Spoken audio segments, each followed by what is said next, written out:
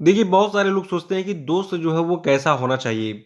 देखिए, दोस्त जो है ये बहुत ही व्यापक शब्द है, किसी को ऐसे ही आप दोस्त नहीं बना सकते हैं। देखिए, दोस्त जो है वो हालात बदलने वाले होने चाहिए, ना कि हालात के साथ बदलने वाले। कहने का मतलब है, बहुत सारे लोग मतलब के लिए दोस्ती करते हैं, जब आपका अच्छा वक़्त रहता है तो वो आपके साथ रहेंगे, खाएँगे-पिएँगे, घूमेंगे आपके साथ। लेकिन आपका बुरा वक़्त जैसे ही शुरू होता है, वो आपका साथ छोड़कर चले जाते हैं। तो ऐसे लोगों से दूर रहिए। बहुत ही कम दोस्त बनाइए, लेकिन सेलेक्टिव बनाइए जो आपका हमेशा साथ दें। देखिए, आज है 10 फरवरी, ठीक है? तो आज 10 फरवरी को टोटल इस वीडियो में हम 11 प्रश्नों पे चर्चा करेंगे। देखिए, आज की वीडियो में जितने भी करंट अफेयर हैं ये बहुत ही सेलेक्टिव हैं और मोस्ट इंपॉर्टेंट है आपकी सभी आगामी परीक्षाओं के लिए, तो शुरू से लास्ट तक वीडियो में रहिए। और इस वीडियो को पूरा देखने के बाद आप इसकी पीडीएफ फाइल है उसको भी डाउनलोड कर सकते हैं नीचे डिस्क्रिप्शन बॉक्स में, और हमारे टेलीग्राम चैनल पे, दोनों जगहों पे आपको इस वीडियो की पीडीएफ भी मिल जाएगी। और देखिए, जो लोग नए हैं वो चैनल को सब्सक्राइब कर लेंगे, साथ में बेल आइकन जरूर प्रेस कर देंगे और वीडियो को लाइक और शेयर भी कर देंगे। तो चलिए शुरू करते हैं इस वीडियो को। देखिए, आज का हमारा पहला प्रश्न है कि ब्लूमबर्ग बिलियनियर इंडेक्स की ताजा रिपोर्ट के अनुसार मुकेश अंबानी को पछाड़कर एशिया के सबसे अमीर व्यक्ति कौन बन गए हैं। तो देखिए, एशिया के जो वर्तमान में सबसे अमीर व्यक्ति बन गए हैं इनका नाम है गौतम अडानी। देखिए, जो फार्चून वाला तेल खाते हैं इन्हीं की कंपनी का है, और बहुत सारी चीज़ों में जो है इनके शेयर्स वगैरह हो गए हैं। तो ये गुजरात से बिलोंग करते हैं। देखिए, अभी हाल ही में जो ब्लूमबर्ग बिलियनियर इंडेक्स जारी की गई है, तो इसमें जो गौतम अडानी हैं इनकी संपत्ति बताई गई है 8,850 करोड़ डॉलर, यानी कि लगभग 6.61 लाख करोड़ रुपए। इसको याद रखिएगा कि इनकी संपत्ति वर्तमान में कितनी है, ये एग्जाम में पूछी जा सकती है। तो गौतम अडानी की संपत्ति ब्लूमबर्ग ने बताया है कि वर्तमान में इनकी संपत्ति है 8,850 करोड़ डॉलर, यानी कि लगभग 6.61 लाख करोड़ रुपए। और देखिए, ये इस संपत्ति के साथ दुनिया के 10वें सबसे अमीर व्यक्ति हैं, ठीक है? तो ये दुनिया के 10वें सबसे अमीर व्यक्ति हैं और एशिया के पहले सबसे अमीर व्यक्ति हैं, इसको याद रखना है। और देखिए, जो ये सूची जारी की गई है ब्लूमबर्ग बिलियनियर इंडेक्स की, तो इसमें बताया गया कि वर्तमान में दुनिया के जो सबसे अमीर व्यक्ति हैं इनका नाम है एलन मस्क। और इसके बाद दूसरे नंबर पर आपके जेफ बेजोस हैं जो कि अमेजॉन के फाउंडर हैं। तीसरे नंबर पर इस सूची में बर्नार्ड अर्नॉल्ट हैं। चौथे नंबर पर इस सूची में बिल गेट्स का नाम आता है। पांचवें नंबर पर लैरी पेज हैं। छठवें नंबर पर इसमें सरगी ब्रिन है, और सातवें नंबर पर इसमें वारेन बफेट जी हैं, और आठवें नंबर पर दुनिया के सबसे अमीर व्यक्तियों की सूची में जो है स्टीव बाल्मर हैं, और नवें स्थान पर लैरी एलिशन है, और 10वें स्थान पर आपके गौतम अडानी हैं। तो यहाँ पे दो चीज़ें ध्यान दीजिएगा कि गौतम अडानी दुनिया के 10वें सबसे अमीर व्यक्ति और एशिया के सबसे अमीर व्यक्ति बन गए हैं। और दूसरा, दुनिया के वर्तमान में जो सबसे अमीर व्यक्ति हैं इनका नाम क्या है, एलन मस्क। अगला प्रश्न है कि हाल ही में सूचना और प्रसारण मंत्रालय यानी कि इंफॉर्मेशन एंड ब्रॉडकास्टिंग मिनिस्ट्री ने किस भाषा के एक समाचार चैनल का लाइसेंस रद्द कर दिया। तो देखिए, जो सूचना और प्रसारण मंत्रालय इसने अभी हाल ही में मलयालम भाषा के एक समाचार चैनल का लाइसेंस रद्द कर दिया। देखिए, लाइसेंस रद्द करने के कारणों में गृह मंत्रालय के एक आदेश का हवाला दिया गया कि गृह मंत्रालय ने ऐसा आदेश दिया था, और गृह मंत्रालय के द्वारा चैनल को सुरक्षा मंजूरी प्रदान किए जाने से इनकार करने के बाद जो है सूचना और प्रसारण मंत्रालय के द्वारा इसके निलंबन का आदेश आया। अगला प्रश्न है कि भारत के सबसे बड़े डिजिटल हेल्थ केयर प्लेटफॉर्म में से एक जिसका नाम है मेडी बडी, इसके नए ब्रांड एम्बेसडर कौन बने। तो देखिए, मेडी बडी के ब्रांड एम्बेसडर अमिताभ बच्चन बन गए हैं, इसको याद रखिएगा। अब अमिताभ बच्चन क्या करेंगे, खुले मंच पर जो है मेडी बडी का जो है इसकी जितनी भी सेवाएं हैं उसका समर्थन करेंगे, प्रचार प्रसार करेंगे। तो मेडी बडी क्या है, भारत की सबसे बड़ी डिजिटल हेल्थ केयर प्लेटफॉर्म में से एक है, और मेडी बडी के नए ब्रांड एम्बेसडर अमिताभ बच्चन बन गए हैं। और देखिए, यहाँ पे एक और ब्रांड एम्बेसडर का नाम आता है बाटा इंडिया। देखिए, बाटा इंडिया की जो नई ब्रांड एम्बेसडर बनी है इनका नाम है दिशा पटानी। दिशा पटानी को आपने कई सारे फिल्म में देखा होगा, और एम एस धोनी की जो फिल्म आई थी जिसमें सुशांत सिंह राजपूत ने एक्टिंग किया था, उसमें भी आपने इनको देखा होगा। तो दिशा पटानी बाटा इंडिया की नई ब्रांड एम्बेसडर हैं, और बाटा इंडिया लिमिटेड की बात करें तो इसकी स्थापना 1931 में हुई थी। मुख्यालय इसका गुरुग्राम हरियाणा में है, और इसके सीईओ हैं गुंजन शाह वर्तमान में। देखिए, कल मैंने बताया था कि उत्तराखंड राज्य का ब्रांड एम्बेसडर बनाया गया था अक्षय कुमार को, ठीक है।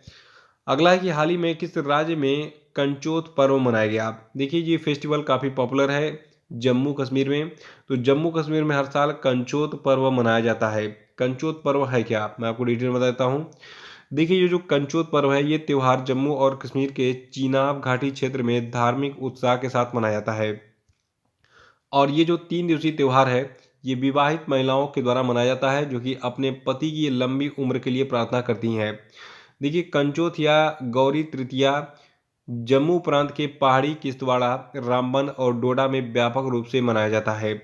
तो इसको याद रखिएगा। यहाँ पे एक चीज़ जरूर ध्यान दीजिएगा कि जो आपका कंचोत पर्व है, इसको जो है गौरी तृतीया के नाम से भी जो है जाना जाता है।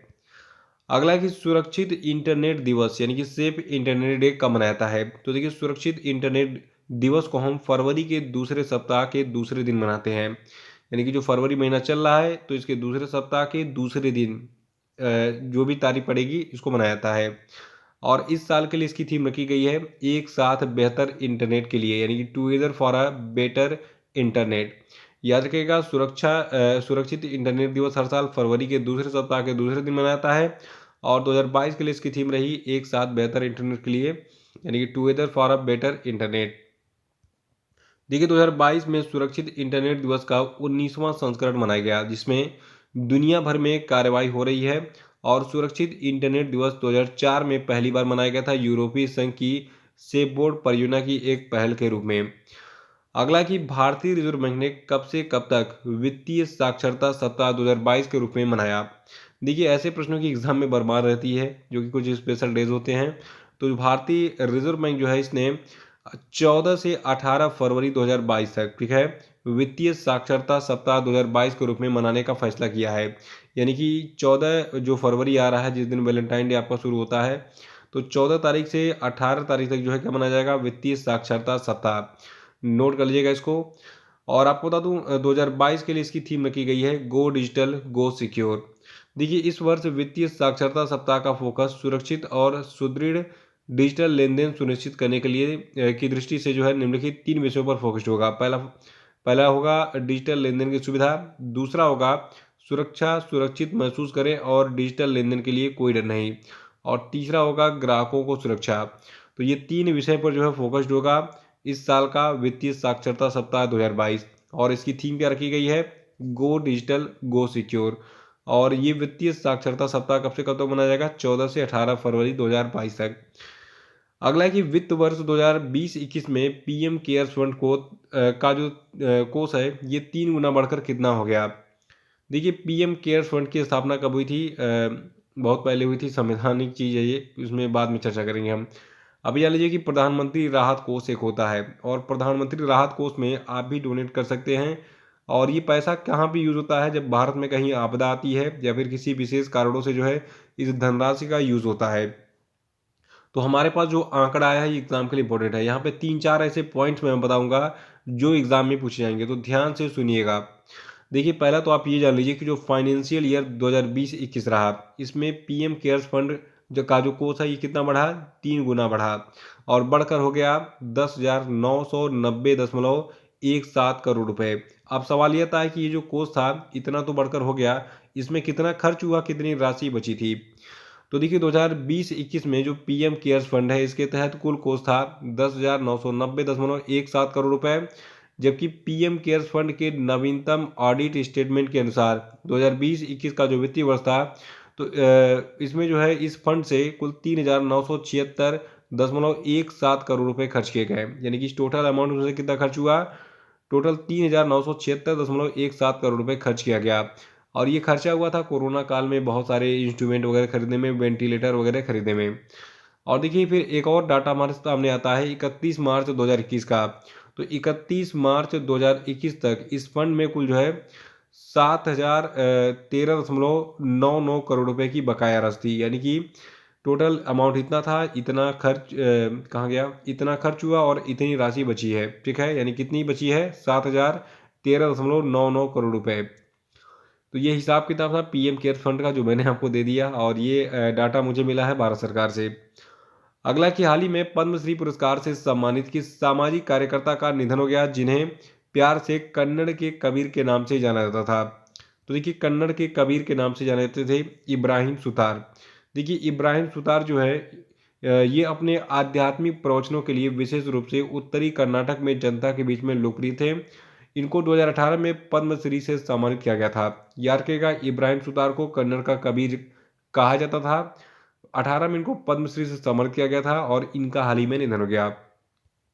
10वां प्रश्न है कि नासा के अनुसार अंतर्राष्ट्रीय अंतरिक्ष स्टेशन यानी जो इंटरनेशनल स्पेस स्टेशन है, ये किस वर्ष तक अपना संचालन जारी रखेगा? फिर प्रशांत महासागर में एक निर्जन क्षेत्र में ये दुर्घटनाग्रस्त हो जाएगा। देखिए, आज मैं आपको बहुत ही इंटरेस्टिंग चीज़ बताऊंगा, किसके बारे में? अंतर्राष्ट्रीय अंतरिक्ष स्टेशन के बारे में, जो कि आपको शायद ना पता हो। देखिए, अंतर्राष्ट्रीय अंतरिक्ष स्टेशन जो आपका है, इसके बारे में आप बार बार सुनते होंगे। तो इसको बनाया कब गया था, ये मैं आपको बाद में बताऊंगा, लेकिन अभी ये जान लीजिए कि इसको 2031 में जो है ध्वस्त कर दिया जाएगा। ठीक है, कहाँ पर? प्रशांत महासागर में एक निर्जन क्षेत्र में। क्योंकि देखिए, हर चीज़ का एक एक्सपायरी डेट होता है। दवा का भी होता है, इंसान का भी होता है। इंसान का एवरेज जो आयु है 60-70 साल जी ले, वही बहुत है। ठीक है, आज के ज़माने में तो इतने मिलावटी खाने, मैगी मैगी और ये जितने भी पिज़्ज़ा बर्गर खाने वाले लोग हैं, ये तो 40-50 में ही टपक जा रहे हैं। ठीक है, तो जो लोग अभी भी हर्बल चीज़ें यूज़ करते हैं, वो 80-90 साल जी ले रहे हैं। तो ये आपकी फूड फूड और डाइट पे जो है डिपेंड करता है कि आपकी आयु क्या रहेगी। बात हो रही है हमारे अंतर्राष्ट्रीय अंतरिक्ष स्टेशन की, तो इसको 2031 में दुर्घटनाग्रस्त कर दिया जाएगा, यानी कि इसको जो है नष्ट कर दिया जाएगा प्रशांत महासागर में। देखिए, 2 दशकों से अधिक समय से अंतर्राष्ट्रीय अंतरिक्ष स्टेशन लगभग 8 किलोमीटर प्रति सेकेंड की गति से पृथ्वी की परिक्रमा कर रहा है। कितना? 8 किलोमीटर प्रति सेकेंड, यानी कि 1 सेकेंड में 8 किलोमीटर की स्पीड से परिक्रमा कर रहा है। लेकिन अब नासा ने ये घोषणा की है कि 2031 में जो अंतरिक्ष यान है, इसका संचालन बंद हो जाएगा, जिसके बाद ये कक्षा से बाहर हो जाएगा, यानी इसको पृथ्वी की कक्षा से बाहर कर दिया जाएगा और ये दक्षिणी प्रशांत महासागर में पानी में गिरा दिया जाएगा।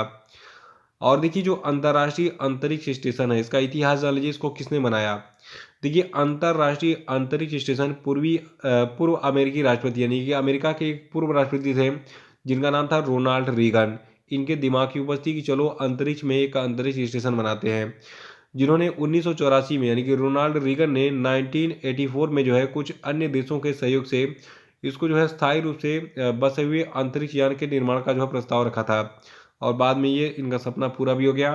देखिए, 1998 में अंतरिक्ष स्टेशन का पहला टुकड़ा, एक नियंत्रण मॉड्यूल, एक रूसी रॉकेट पर अंतरिक्ष में लॉन्च किया गया था और लगभग 2 सप्ताह बाद फिर जो है यूएस के एडवेंचर अंतरिक्ष यान में सवार होकर एक चालक दल के नियंत्रण मॉड्यूल को एक अन्य भाग यूनिटी नोड के साथ जो है जोड़ा गया था।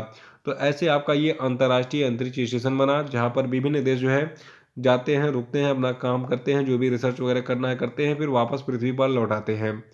तो एक रहने खाने की व्यवस्था है, एक तरीके से कहा जाए, और काम करने की व्यवस्था है अंतर्राष्ट्रीय अंतरिक्ष स्टेशन। तो देखते हैं इसके बाद फिर अगली व्यवस्था क्या करेंगे ये लोग। देखिए, नासा की बात करें तो नासा अमेरिका का अंतरिक्ष एजेंसी है और इसके प्रशासक हैं बिल नेल्सन। मुख्यालय इसका है वाशिंगटन डीसी यूएसए में और इसकी स्थापना 1 अक्टूबर 1958 को की गई थी। अगला प्रश्न है, हाल ही में सेनेगल ने किस देश को हराकर Africa cup of Nations championship जीती है? तो देखिए, Africa cup of Nations championship को जीता है सेनेगल ने मिस्र को हराकर। फिर से सुनिए, सेनेगल ने मिस्र देश को हराकर Africa cup of Nations championship जीता है। देखिए, सेनेगल ने Africa cup of nation championship में मिस्र को हराकर पहली बार कैमरून के याउंड में, ठीक है, ओलंबे स्टेडियम में खेले गए फाइनल में पेनाल्टी किक पर महाद्वीपीय चैंपियनशिप, यानी कि अफ्रीका महाद्वीप में आयोजित होने वाला ये चैंपियनशिप जो है जीता है। तो ये थे आपके आज के सभी धमाकेदार प्रश्न और अब हम बात करेंगे आज के सभी क्वेश्चन पे। देखिए, आज क्वेश्चन का पहला प्रश्न है कि उत्तराखंड राज्य के नए ब्रांड एम्बेसडर कौन बने, बताइए। देखिए, आज भी मैंने रिपीट किया था इसको अभी वीडियो में ही। और देखिए, उत्तराखंड के एक और एम्बेसडर अपॉइंट किए गए थे ऋषभ पंत जी, दिसंबर 2021 में, और ये नए वाले बने हैं, इनका नाम बताइए। नेक्स्ट है कि हाल ही में बी आर चोपड़ा की महाभारत में भीम का किरदार निभाने वाले किस अभिनेता का 74 साल की उम्र में निधन हो गया, बताइए। नेक्स्ट है कि न्याय मित्र के द्वारा संकलित आंकड़ों के मुताबिक 1 दिसंबर 2031 तक देश भर की विभिन्न अदालतों में विधायकों से जुड़े कुल कितने आपराधिक मामले लंबित थे, बताइए। और नेक्स्ट है कि आर्थिक सर्वेक्षण 2021-22 के मुताबिक अक्षय ऊर्जा पर जोर देने के बावजूद देश में कोयले की मांग किस वर्ष तक 1.3 से 1.5 बिलियन टन के दायरे में रहने की उम्मीद है, बताइए। नेक्स्ट है कि हाल ही में पाकिस्तान ने कितने बिलियन अमेरिकी डॉलर के चीन पाकिस्तान आर्थिक गलियारे के दूसरे चरण को शुरू करने हेतु चीन के साथ एक समझौते पर हस्ताक्षर किया, बताइए। और अब हम बात करेंगे कल के पूछे गए सभी प्रश्नों के सही उत्तरों की। तो का पहला प्रश्न है कि 1000 वनडे मैच खेलने वाली विश्व की पहली टीम कौन बन गई है, तो ये टीम अपनी भारत है। और दूसरा था कि हाल ही में किस टीम ने इंग्लैंड को हराकर अंडर 19 वर्ल्ड कप 2022 जीत लिया है, तो ये भी देश अपना भारत ही है। और तीसरा था कि हाल ही में किस देश के प्रधानमंत्री हेक्टर वेलर ने इस्तीफा दे दिया, तो हेक्टर वेलर पेरू के प्रधानमंत्री थे। और चौथा था कि राष्ट्रीय शैक्षिक अनुसंधान और प्रशिक्षण परिषद यानी कि एनसीईआरटी के नए निदेशक कौन बने हैं, तो इनका नाम है दिनेश प्रसाद सकलानी। और नेक्स्ट था कि हाल ही में किस देश के पूर्व राष्ट्रपति क्रिस्टोस सार्थजेताकिस का निधन हो गया, तो देखिए क्रिस्टोस सार्थजेताकिस जो है ये ग्रीस के पूर्व राष्ट्रपति थे। तो इसी प्रश्न के साथ ये वीडियो समाप्त होता है। जय हिंद, जय भारत।